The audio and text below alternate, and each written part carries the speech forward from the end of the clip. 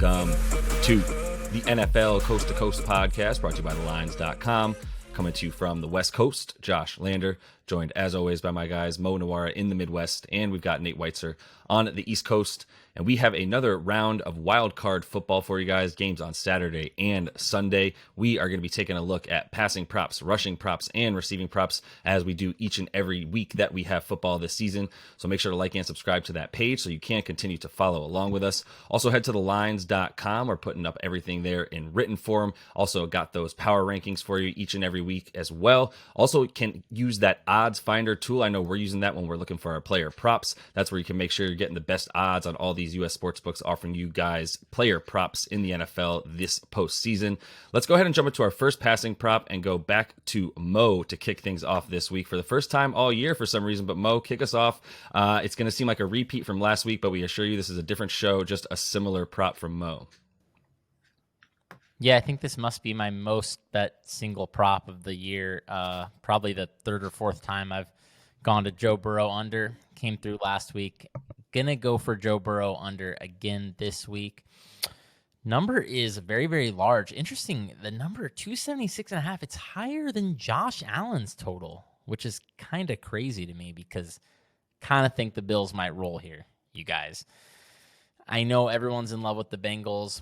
I know everyone remembers the Bengals shredding the Bills for a drive and a half before disaster struck on Monday Night Football. But this is a completely different situation. Not at home now, on the road in a hostile environment, and most importantly, looking at just a complete wreck of an offensive line in front of Joe Burrow at this point. We've seen them struggle the last 2 weeks against the Ravens as the offensive line has fallen apart. I think they're going to struggle against another quality defense here in the Bills. It's just really bad. It's just really, really bad what they've got left here. Offensive tackles, looking at Hakeem Adeniji and Jackson Carman, who is a backup guard. And, man, he had some of the worst pass sets I have ever seen last week. Alex Kappa out as well, I think, unless he makes a miracle recovery from an ankle injury. It looks like they have two starters left, and one of the guys they're playing, like I said, isn't even a backup at his position, which is arguably the most important position. He was playing left tackle last week.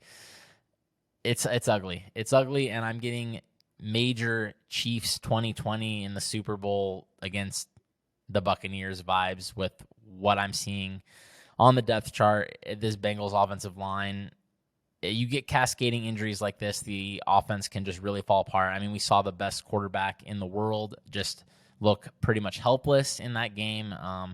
Still had 270 yards, but yeah, even that would be below this number, and that was on 5.5 yards per attempt, just a complete mess. And yeah, I think reasonable chance the Bengals get buried here, and if they get buried, I think it's like not the type of buried where Tom Brady threw for 290 yards or whatever it was last week, even though they got completely destroyed. I think it's just going to be Joe Burrow getting sacked a bunch, not moving the ball, and not getting first downs. And, yeah, I think we could see, like, south of 250 very easily here.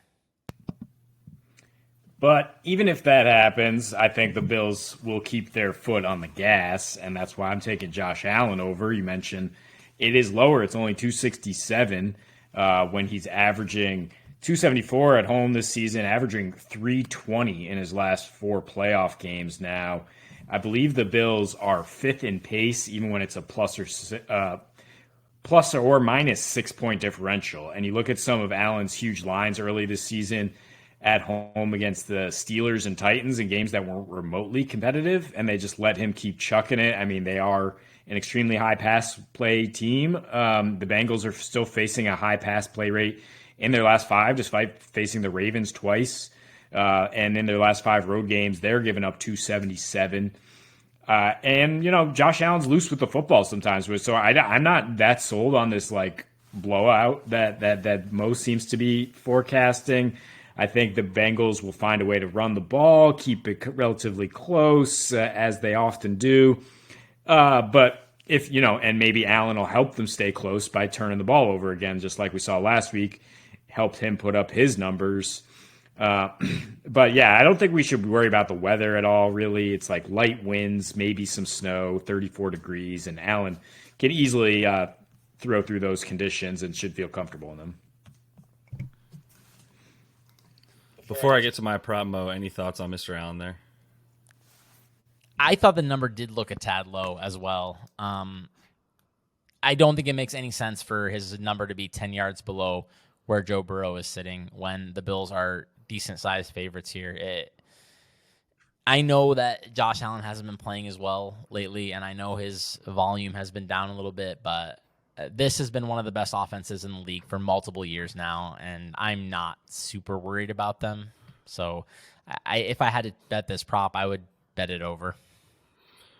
Cool. I just wanted to make sure there was no dissent there as well. But even if there was a little bit with Burrow, maybe not. But there will be plenty of passing from Joshy Allen as well. I agree. I'm going to finish up the passing props going over on touchdowns for Mr. Trevor Lawrence. It is minus 130 on DraftKings. I think you can find a few places you might get slightly better, but not too much, to be honest, for him to get just 2 if you're feeling bold 3. But I like the 2 a lot. I mean, mostly because of the game script as I see it going. The Chiefs probably being able to come out to a pretty big lead. If the way that Trevor Lawrence has played in the first half, pretty much of a lot of games, even during the win streak that they've been able to pull out to make it into the playoffs, that would be indicative of them going down early and needing to throw their way back out of it. Not necessarily able to pull it out the same way by stopping the Chiefs to holding them to 3 points in the second half doesn't necessarily seem nearly as likely as the way they were able to do that with the Chargers, despite having 0 turnovers. But it is a situation in this game where 1.5 for him in the Chiefs defense that we've also seen give up at least 2 touchdowns in like 4 straight playoff games, including one to Ben Roethlisberger, which was because, as we saw, them down by about 4 scores at one point in the third quarter, and getting another garbage one in the second half, which is kind of what I'm banking on. And even though Trevor Lawrence has basically gotten at least 2 in a number of games before that Tennessee game where he only had 1, but how many times do we see him also miss a couple guys open in the red zone, which I think is what you fear, is that sort of weird inaccuracy at times for him in the red zone. But I think the ability to score on a Chiefs defense, as long as Chris Jones isn't wreaking havoc, a Chiefs defense that gave up the most passing touchdowns in the league this year, I think 1.5 is a pretty good bet for this weekend. Nate, let's move on to rushing props, and if you do have anything to say about my Trevor Lawrence, by all means.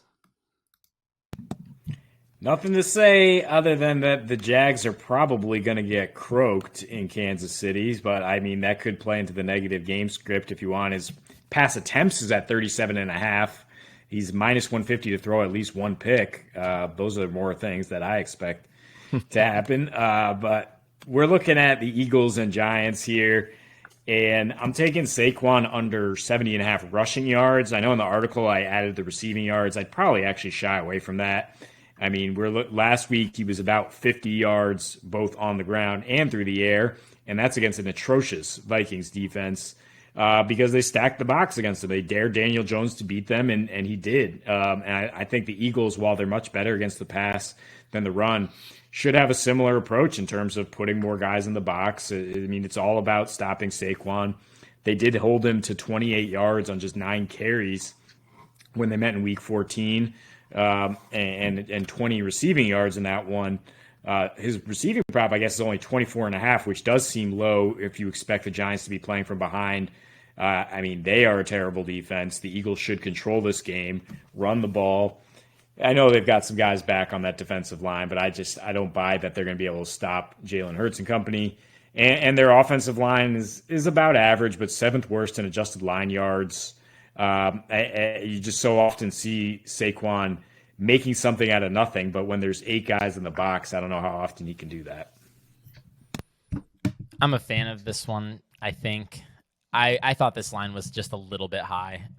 It wasn't enough for me to decide I'm definitely betting this, but I do expect the Eagles to go up big here. I like the Eagles in this spot, so I think I'm with this play. Let's move on to your rushing prop here, Mo. Back to that Bengals and Bills game, and Singletary's got a really, really low rushing prop here. Yeah, super low. We're looking at 35.5 on PointsBet for. Devin Singletary. This is one where, just to throw another plug out there, if you use the props tool, you can see that this is multiple yards below the rest of the market, which is sitting at 39.5 or 40.5. Even I think he can go over those numbers, especially if I'm right about this Buffalo game script. The man averages 51 yards per game, so I don't know why this number is so low in a game where the Bills are decent favorites and should have some chances to pound the rock against a mediocre run defense. They have been had at times this year. I think that they were a bit stronger against the run last year. I'm not really sure what happened there, but they are 14th in EPA per play on the ground and DVOA. So I think this Bengals run defense can be beaten. I know the Bills aren't going to be a big running team. I don't expect them to just come in with the game plan of running the ball a bunch here, but yeah, they should see some light boxes. Cincinnati obviously going to be focused on stopping this passing game. So given Josh Allen's turnover issues, I also do wonder if there could be some extra running in this game as they try to, especially if they get a lead, avoid giving the ball back to let the Bengals back in the game, which is pretty much what happened last week against Miami. I mean, it looked like the Bills were going to roll for the first quarter and a half there or whatever. My only real fear on this one is honestly that James Cook siphons off a bunch of the carries. He's been pretty good for them, but Singletary did outperform him last week, so hoping that he can stay on the field. What's crazy is he's suddenly like plus 2,500 to be Super Bowl MVP and like in the top 12. Devin Singletary, who had like 8 for 40 last week. I mean, that shows you where the market is at with the Bills. But yeah, he just popped up there. I think if your game flow theory is right, then he should get over 40 yards. And if you can find it lower, more power to you. Switching to receiving props, A.J. Brown is just a big game player, a guy who wants to prove something and did, in that matchup against the Titans towards the end of the season. He certainly shredded them. And that was, I think, when Jalen Hurts started to become a little bit more of a pocket passer. We might see that trend continue with the shoulder injuries dealing with. I don't think he takes off and runs as much. When Brown was with the Titans, he averaged 96 receiving yards on just 5 catches in 3 playoff games. I mean, that's obviously a more run-heavy scheme than the Eagles, although they should have success on the ground as well. But when they throw, Brown's seeing the 4th most air yards of wide receivers, 8th most targets. He's lining up with Adoree Jackson, who is by default the Giants' best corner, but he's given up nearly 14 yards per catch. That's 72nd among corners. They're 22nd in DVOA pass defense. Brown at 70.5 receiving yards. I think he gets over there on some long ones, but you also get nice plus odds for him to get 6 receptions, plus 130 at DK. I'd take either of those. Yeah, I'm interested in plus money on over 5.5 here. I looked at this one quite a bit, actually. I looked at these Eagles receiving overs for so long that I was so trying to figure out what was going to happen in this game that I dug up the highlights of that Week 14 game to try to see how the Giants matched up with their corners. But unfortunately, Adoree Jackson missed that game. So it's really hard to say what's going to happen here as far as matchups goes. My best guess is honestly that Adoree Jackson is going to cover Devontae Smith just because of the size difference. I think Fabian Moreau is a little bit more of a physical corner, and that would be quite good for A.J. Brown here because he's not as good of a cover corner as Adoree Jackson. So I think even the matchups could break even better in his favor here. And like I said, I like the Eagles quite a bit here, and I don't really see a way the Eagles can roll in this game unless they are scoring some touchdowns and, getting some yardage through the air. So they really did a lot of damage through the air and on the ground. It was just a complete destruction in that game. So if it looks anything like that, then I think it could, then I think any Eagles over you're looking at, I don't hate. Yeah, I mean, also just say take the wide receiver one opposite the Giants, because no matter who's playing cornerback back there, it's not a top tier cornerback that can match up with him. So either way, Adoree Jackson or otherwise, I think he's going to feast it, especially as a nice safety blanket. That week for Jalen Hurts. A guy who's also a safety blanket, but I'm going under in yards here. Nate, I know you're with me. Dalton Schultz under 42.5 for those Cowboys. In a matchup against the 49ers that involves Fred Warner, definitely the best cover linebacker in the league this year. He is the Pro Bowler. Only Darren Waller has hit this, over 42 yards receiving against the 49ers in this 12-game win streak for them. And if you watch that game, it was a broken play by Stidham that he got like about 30.5 yards just on one play there that really helped him get over on that one. The 49ers easily allow the 7th fewest yards per game to tight ends at just under 40. And with the lack of separation, I think you'll see, with a true cover linebacker like Fred Warner in this one, the 1.7 yards of separation per target that Dalton Schultz gets, which is good for 30th in the league, essentially last against starting tight ends. It's just not going to be enough for him to get over that 42.5 yards, especially when he's not really been getting anything outside, in terms of those longer targets downfield, just getting 6.5 per target so far for him. So he's obviously the safety blanket, but it doesn't mean that he's necessarily able to get over the 42.5 yards there. This one scares me. I'm terrified of fading Dalton Schultz because Dak just loves to feed him. I don't know if he deserves it. He's a fine player, I guess, but man, he just gets targeted all the time. But yeah, Fred Warner is awesome. I'm super curious to see what happens with Dallas's passing game in this game. I really feel like they're going to struggle overall, to be honest. So I like the under. I know everyone in the world is on the over in this game, but I'm not. So if I have to click one on this one, I would click under as well. But I'm definitely scared of fading Dalton Schultz. Well, then give us your last receiving prop here. I believe it's an over, and you're not fading my boy Saquon. Not fading Saquon. Never fading Saquon this year, I don't think. I was on him from the start, I think. But, I think I got burned by this one last time. I'm pretty sure I tried to fire this last time, or at least maybe it was a different game. But last time I did a Saquon over, he caught like 4 or 5 passes and had 20 yards or something, I remember. Hoping that it happens again, at least getting all those targets and those catches, because it'll be hard to stay under 24.5 if he does. And man, has he been getting targets. Since that Eagles game, which is kind of when he got hurt, and kind of missed, I think, a lot of that game. Matt Breida ended up playing a lot of snaps. 7 targets per game in the following games. So he's getting more than his fair share of looks from Daniel Jones out of the backfield, and man, did he look fresh and healthy after that week off. In that Vikings game, they had no shot at stopping him. And the Eagles have kind of struggled to contain pass-catching running backs. 24th in DVOA allowed there, allowing 7 catches almost for 33.5 yards. So should be some opportunities for Saquon here. And like we were saying, I do think the Eagles will be up big. I do think it's a negative script for the Giants. I do think he's going to have some freebies. So going back to the well on Saquon as well.